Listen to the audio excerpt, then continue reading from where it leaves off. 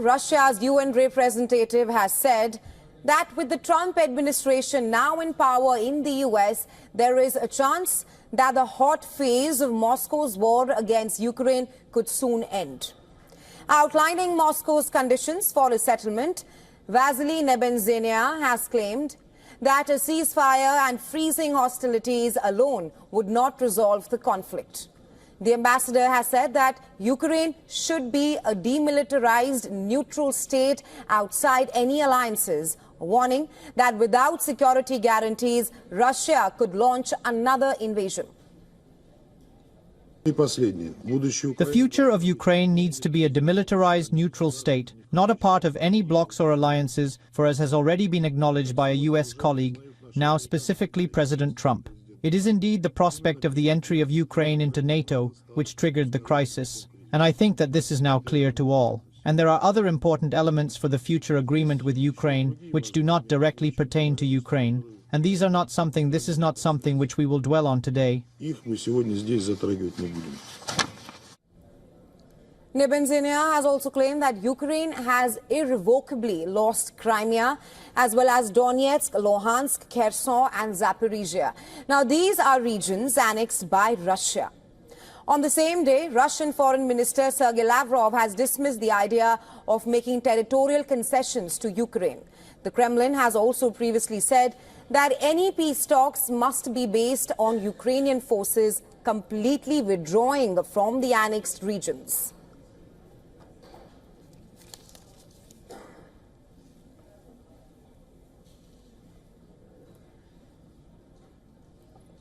The Kremlin also adds that European countries cannot be a part of any agreement to resolve the Ukraine crisis, accusing them of fueling the conflict in pursuit of their own geopolitical ambitions. Moscow's firm stance suggests that any future peace negotiations will be primarily influenced by the US and Russia, sidelining European nations.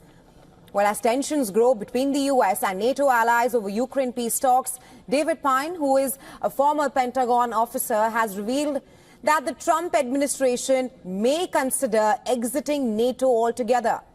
He has also suggested that Trump could withdraw US security guarantees for countries opposing his policies on the Russia-Ukraine war.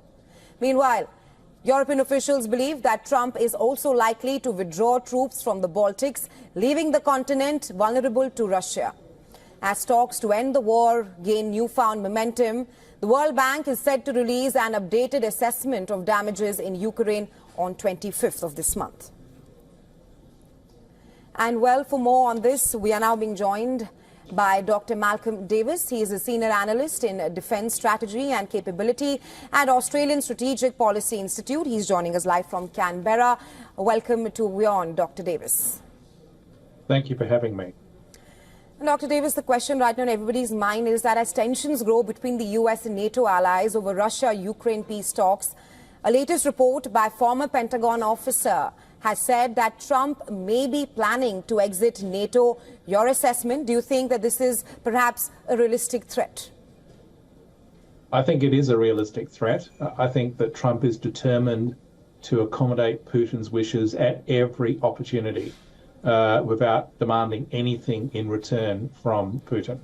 So I think that when you look back at the period immediately prior to the last invasion by Russia of Ukraine, the period of November 2021, Putin laid down a series of demands to the West, and these included the withdrawal of NATO from Eastern and Central Europe, the removal of any prospect for Ukraine joining NATO, and the removal of any security guarantees to Ukraine and the demilitarization of Ukraine.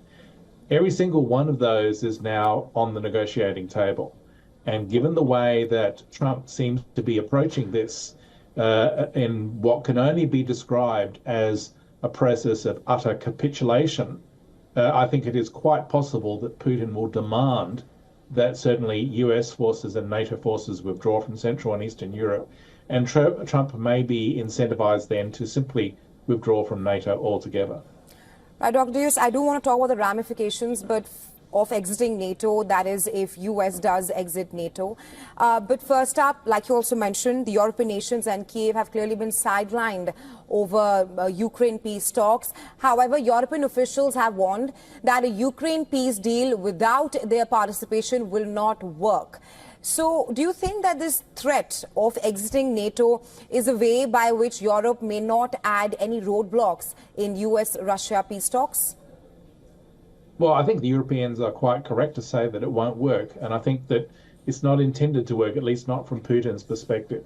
Putin sees a ceasefire as merely an opportunity for a pause to regroup and rearm in order to either launch the war against Ukraine in a year or so to take more territory or potentially to attack NATO directly.